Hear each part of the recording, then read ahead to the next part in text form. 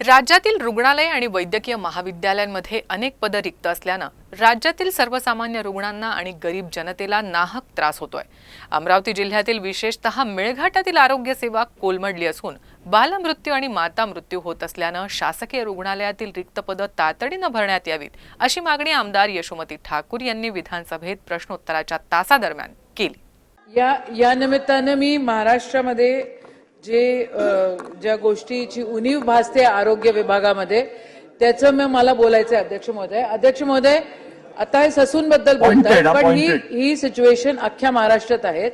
महाराष्ट्रामध्ये कित्येक पदं त्या ठिकाणी वेकंट ठेवलेली आहेत आणि आपण नवजात शिशूचं पुण्यामध्ये बोललात, आम्ही नवजात शिशूचं मेळघाटाचं बोलतोय अध्यक्ष महोदय, अजिबात सोयी तिथे उपलब्ध नाही आहेत।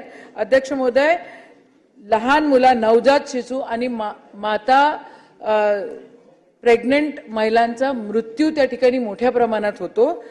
मला या निमित्तानं पॉइंटेड प्रश्न असा आहे की आपण हे जे रिक्त पद आहेत, सुपर स्पेशालिटी निर्माण झाल्या त्याच्यानंतर त्याच्यामध्ये 22 पद रिक्त असं कसं असू शकतं? आपण डेंटलच्या सोयी त्या ठिकाणी दंत चिकित्सालय म्हणून आपण निर्माण केलं, तिथं पद रिक्त। अध्यक्ष महोदय, जिल्हा सामान्य रुग्णालयामध्ये मोठ्या प्रमाणामध्ये पद रिक्त आणि इरविन हॉस्पिटलमध्ये त्या ठिकाणी सुरक्षित व्यवस्था ते रिक्त। मग सगळ्या गोष्टी येतात, अंमली पदार्थ त्या ठिकाणी येतो, मग त्या ठिकाणी नवजात शिशू येतात, त्या ठिकाणी गर्भवती माता येतात, त्या ठिकाणी कॅन्सरचे विषय येतात।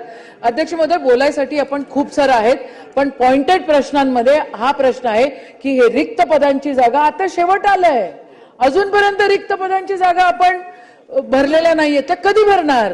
आणि मग आता 2 महिने त्याच्यानंतर आचारसंहिता, अजून 6 महिने बिना पदांचं ठीक आहे, रिक्त भरणार कधी हा तुमचा प्रश्न आहे ना।